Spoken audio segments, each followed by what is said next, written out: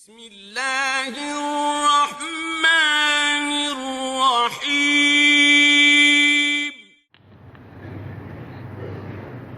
السلام علیکم ورحمۃ اللہ وبرکاتہ۔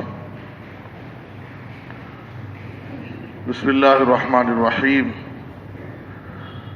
عن عدی بن حاتم رضی اللہ تعالی عنہ قال قال رسول اللہ صلی اللہ علیہ وسلم ما منکم من احد الا سیکلمہ اللہ لیس بینہ وبینہ ترجمان فینظر ایمن منہ فلا یرى الا ما قدم وینظر اشأم منہ فلا يرى إلا ما قدم وينظر بين يديه فلا يرى إلا النار تلقاء وجهه فاتقوا النار ولو بشق تمرة۔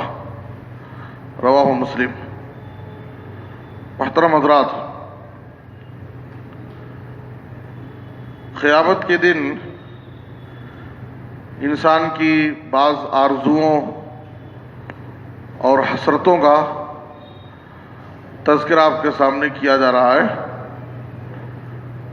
4 آرزوؤں کا ذکر کیا گیا۔ کافر قیامت کے دن آرزو کریں گے کاش کہ وہ دنیا میں مسلمان ہوتے۔ جب وہ دیکھیں گے کہ اہل ایمان جو اپنے گناہوں کی وجہ سے جہنم میں چلے گئے تھے، کسی نہ کسی کی سفارش سے وہ اپنے ایمان کی وجہ سے وہ جہنم سے نکال دیے جائیں گے، اس وقت آرزو کریں گے کاش کہ ہم بھی مسلمان ہوتے۔ دوسری آرزو، کاش کہ میں نے دنیا میں فلاں کو دوست نہ بنایا ہوتا، اس برے دوست کی دوستی نے مجھے گمراہ کر دیا۔ تیسری آرزو، کاش کہ ہم نے اللہ اور اس کے رسول کی اطاعت کی ہوتی، اس لیے کہ بزرگوں اور بڑوں کے پیچھے پڑ کر کے اللہ اور اس کے رسول کی اطاعت نہ کرنے کی وجہ سے ہم گمراہ ہو گئے۔ چوتھی آرزو، وہ دنیا میں دوبارہ واپس آنے اور نیک بننے کی آرزو کریں گے، اللہ سے درخواست کریں گے اے اللہ دنیا میں ہم کو دوبارہ بھیج دے اور اب ہم نیک بنیں گے۔ 5ویں آرزو جس کا ذکر آج کے درس میں کیا جائے گا، قیامت کے دن وہ عمل کی آرزو کریں گے، کاش کہ ہم نے آخرت کے لیے کچھ نیک اعمال کیے ہوتے تو آج ہم جہنم کے عذاب سے بچ جاتے تھے۔ اس لیے کہ سفر آخرت میں بندے کے ساتھ ایک ہی ساتھی ہوتا ہے اور وہ عمل کا ساتھی، اور وہ بھی حسن عمل، اچھا عمل، عمل صالح۔ اگر آخرت کے سفر میں بندے کے ساتھ نیک اعمال ہیں تو آخرت کے ہر مرحلے میں کامیاب ہوتا جائے گا، لیکن اگر اس کے پاس اعمال نہیں ہیں تو ہر مرحلے میں اسے افسوس ہوگا اور وہ نادم اور شرمندہ ہوگا۔ سورۃ الفجر میں آیت نمبر 23 اور 24 میں اللہ نے ان کی اس حسرت اور آرزو کا ذکر کیا ہے۔ اللہ نے کہا وَجِیءَ یَوْمَئِذٍ بِجَہَنَّمَ یَوْمَئِذٍ یَتَذَکَّرُ الْإِنسَانُ وَأَنَّىٰ لَهُ الذِّکْرَىٰ یَقُولُ یَا لَیتَنِی قَدَّمْتُ لِحَیَاتِی۔ اس دن جہنم لائی جائے گی۔ جہنم کیسے لائی جائے گی؟ حدیث میں اس کا ذکر ہے کہ جہنم، صحیح مسلم میں، کہ جہنم 70,000 لگاموں کے ساتھ جکڑی ہوئی ہوگی اور ہر لگام کو 70,000 فرشتے کھینچ رہے ہوں گے، اور وہ چیخ و پکار کر رہی ہوگی، دھاڑے مار رہی ہوگی غصے سے۔ اس حال میں جہنم لائی جائے گی، اور اس ہولناک منظر کو دیکھ کر کے بڑے بڑے انبیاء گھٹنوں کے بل گر جائیں گے اور اللہ سے دعائیں کریں گے، یا ربی نفسی نفسی، اے میرے رب تو مجھے بچا لے، اے میرے رب تو مجھے آج اپنے عذاب سے بچا لے۔ اس وقت سارے لوگ جہنم کے اس عذاب کو، اس ہولناک منظر کو دیکھ کر نصیحت پکڑیں گے۔ وجیء یومئذ بجہنم یومئذ یتذکر الانسان، اس دن انسان نصیحت حاصل کرے گا۔ وَأَنَّىٰ لَهُ الذِّكْرَىٰ، لیکن اس وقت جہنم کو دیکھ کر کے نصیحت پکڑنے سے فائدہ کیا ہے؟ یقول یا لیتنی قدمت لحیاتی، وہ حسرت و افسوس کرتے ہوئے کہے گا اے کاش کہ میں نے اس اخروی زندگی کے لیے کچھ نیک اعمال پیش کیے ہوتے، اللہ کی بارگاہ میں بھیجے ہوتے، تو آج اس جہنم کے عذاب سے ہم بچ جاتے تھے۔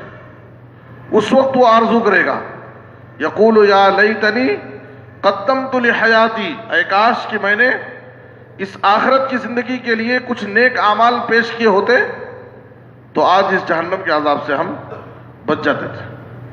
تو اسی لیے اللہ تعالیٰ قرآن مجید میں جگہ جگہ ہمیں آخرت کے لیے اعمال پیش کرنے کی دعوت دیتا ہے۔ سورہ حشر کی آیت نمبر 18 میں اللہ فرماتا ہے یا ایھا الذین آمنوا اتقوا اللہ ولتنظر نفس ما قدمت لغد، ہر اے ایمان والو اللہ سے ڈرو، ہر نفس کو اس غور کرنا چاہیے، اچھی طرح دیکھ لینا چاہیے کہ اس نے کل آنے والے یعنی قیامت کے دن کے لیے کیا اعمال اس نے پیش کیے ہیں، اس کے پاس کل قیامت کے دن کے لیے کیا تیاریاں ہیں۔ اسے اس پہلو پر غور کرنا چاہیے کہ اس کے پاس آخرت میں اللہ کے عذاب سے اپنے آپ کو بچانے کے لیے آخرت کے لیے اس کے پاس کیا تیاری ہے، اس نے کیا نیکیاں پیش کیا ہے۔ اور سورہ مزمل کی آخری آیت میں اللہ تعالیٰ نے کہا آیت نمبر 20 میں وَمَا تُقَدِّمُوا لِأَنفُسِكُم مِّن خَيْرٍ تَجِدُوهُ عِندَ اللَّهِ هُوَ خَيْرًا وَأَعْظَمَ أَجْرًا، تم اپنے فائدے کے لیے آخرت میں جو بھی نیکی پیش کرو گے اللہ کے پاس، اللہ کی بارگاہ میں جو بھی تم نیکی کرو گے آخرت کے فائدے کے لیے، اسے اللہ کے پاس بہتر شکل میں پاؤ گے اور بہت زیادہ اجر و ثواب اس کا تمہیں ملے گا۔ تو اللہ رب العالمین ہمیں آخرت کے لیے نیک اعمال پیش کرنے کی دعوت دیتا ہے، اس لیے کہ آخرت میں ہمیں ہماری نیکیاں ہی، ہمارے اعمال ہی ہم کو اللہ کے عذاب سے بچا سکتے ہیں۔ اس لیے کہ جب حساب و کتاب کا مرحلہ ہوگا، نبی صلی اللہ علیہ وسلم نے کہا کہ قیامت کے دن ہر شخص سے اللہ تعالیٰ ڈائریکٹ بات چیت کرے گا، بیچ میں کوئی ترجمان نہیں ہوگا۔ بندہ اللہ رب العالمین کے سامنے کھڑا ہوگا، وہ دائیں طرف نظر ڈالے گا فلا یری الا ما قدم، تو اسے اپنے اعمال جو اس نے آخرت کے لیے پیش کیا ہوگا اس کے اعمال نظر آئیں گے۔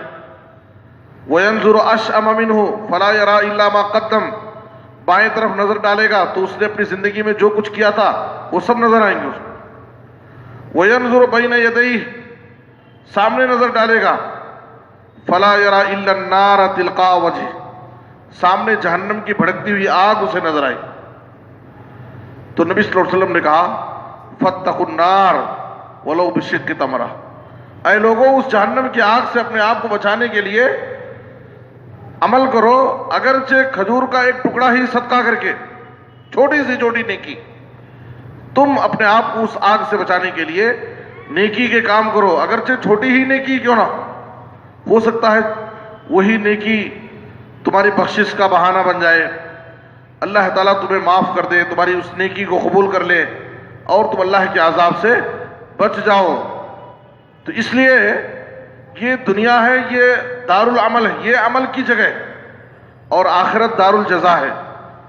اس دنیا کی زندگی میں ہم جو بھی نیکی کے کام کریں گے، جو بھی عمل کریں گے، آخرت میں اس کا ہم کو بدلہ ملے گا اور بہترین بدلہ ملے گا۔